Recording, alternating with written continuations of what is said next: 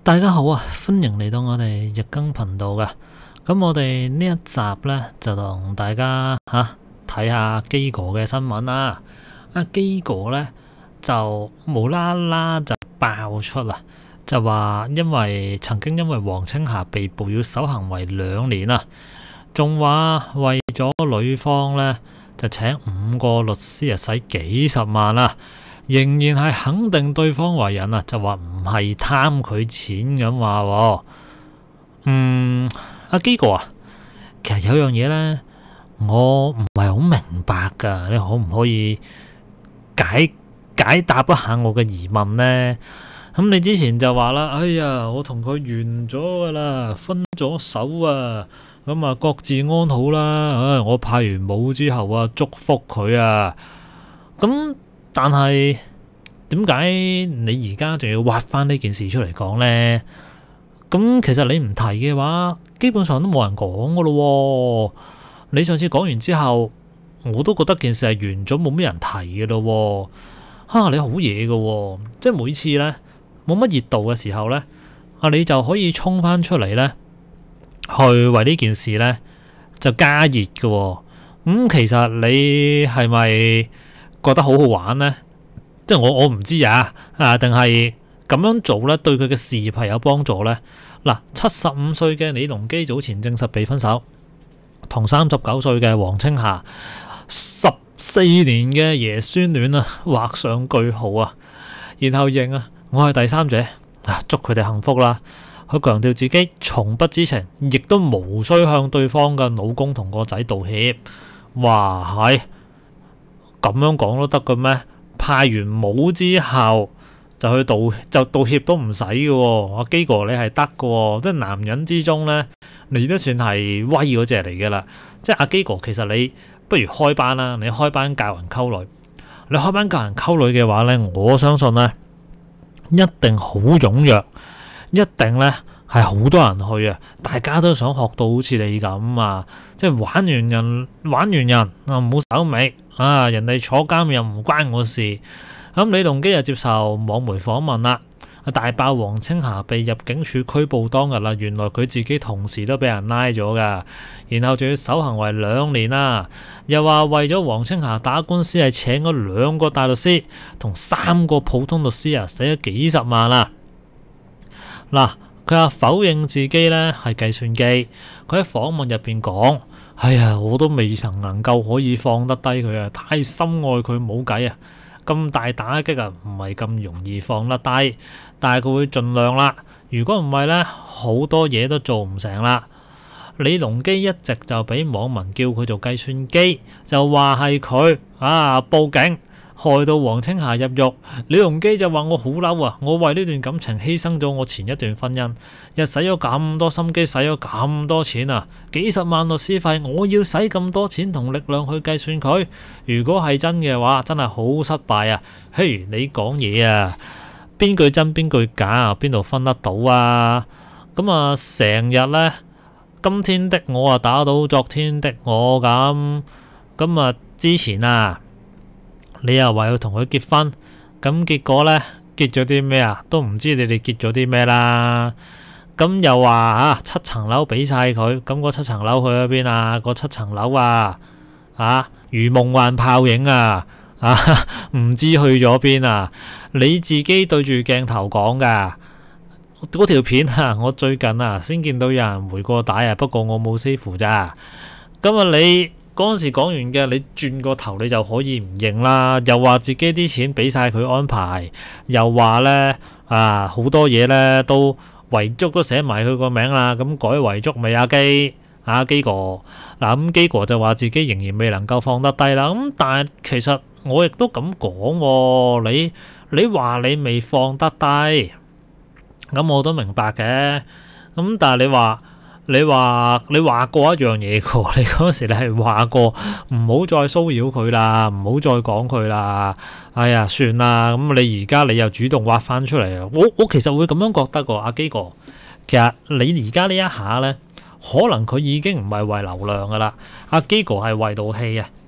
即係呢，你嗰個分手嗰個狀態啊，佢係派舞俾人嗰個啦，佢係自稱係俾人嗰個啦。咁我哋情景模擬，假設阿基真係俾人嗰個啦，嚟到呢個時候呢，佢就會由深愛變到極恨有幾愛呢，就會有幾恨，你明唔明啊？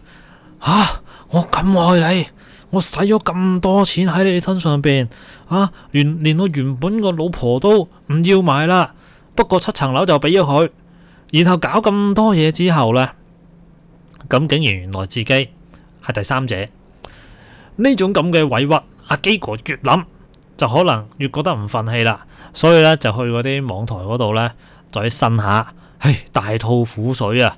因為你正常嚟講，你覺得完咗唔好再講人，又祝人幸福又性感，咁點解你仲要出嚟講啊？你明知道你有幾咁搶口噶嘛？咁你一講嘅話，喂，成班人就湧晒出嚟一齊講你噶啦，成班網台咪有養分咯，好似我哋呢啲咁啦。你一講呢，我哋又有養分啦，我哋又可以繼續報啦。咁我多謝基哥啦，多謝基哥咁俾我可以水多條片啦嗱，佢話自己失敗啦，佢話自己絕對唔係報串入警署去拉黃青霞嗰個人佢自爆啦。佢話當日我同阿 Chris 係一齊被捕我仲要簽守行為2年最後因為揾唔到證據話我係合謀，我先得到釋放當時我俾人拉咗守行為2年，但係因為我罪名輕，所以佢未係正式控訴我告我只係涉嫌隱瞞事實但係證實唔到所以佢唔需要交出呢一個旅遊證件。個響俾人拉咗之後佢第2日就要返內地做嘢所以好多人覺得係佢通知入境處拉黃青霞，佢就返大陸。佢話嗰陣叫簽保每3個月一次2年之後黃青霞就被判咗入獄啦，因為揾唔到證據證明佢協助佢啦，所以就撤銷控罪，到而家先至叫 free 嗱，咁呢個呢係佢講噶啦。咁我認為佢喺呢啲時候呢，就應該唔會叫做乜嘢呢？講大話嘅。我認為佢唔會講大話。你公開場合呢啲咁嘅嘢講大話會瀨嘢噶嘛。咁不過阿基哥呢講嘢邊句真邊句假呢？我係真係分唔出啦。咁當時你都講到啦，7層樓送俾 Chris， 而家都冇送到啦。李龍基之前有過2段婚姻嘅，佢話2個前妻都好關心佢，同埋話要攞湯俾佢飲。李龍基又忍唔住喊啦，佢話唔明白點解媒體要話佢係渣男賤男。對於送7層樓嘅傳言，佢就話係傳媒斷章取義。佢話當時主持人問佢啦，你離婚之後嗰7層樓點算？點解7層樓冇你個名？佢嗰陣時話工作關係，時不時飛嚟飛去，如果出意外，物業佢個名就好麻煩啦。所以7層樓都係寫佢前妻個名。當時佢係講完全過晒俾佢個名，媒體係抽咗呢句嚟做文章啦，話佢將7層樓就送咗俾黃青霞。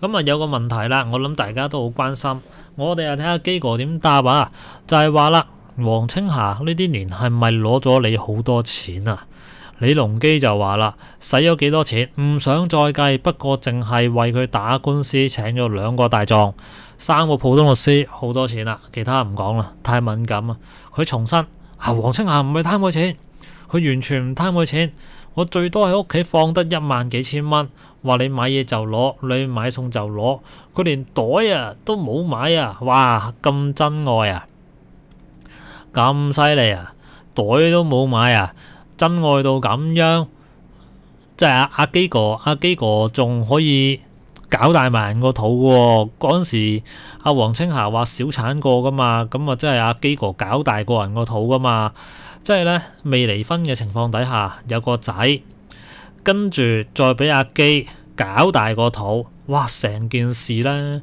簡直就係點講一個好淒美嘅感情故事咯，只能夠咁講。我真係唔知道阿基係咪由頭到尾都俾人嗰個，我分唔清而見到黃青霞返大陸，疑似又同個老公又同個仔食飯嘅影片，李龍基就話：唉，我好傷心但係佢諗深一層啦，我同佢一齊咗7年啦，我完全揾唔到佢有咩可疑之處佢佢07年離婚，07、08、09已經離開佢老公啊，飛咗去美國啦。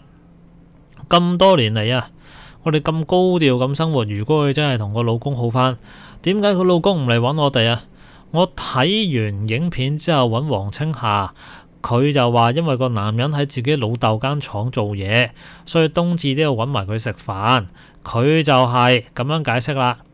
不過由老公有個仔又好奇怪啦，同佢講正正式式咁分開啦。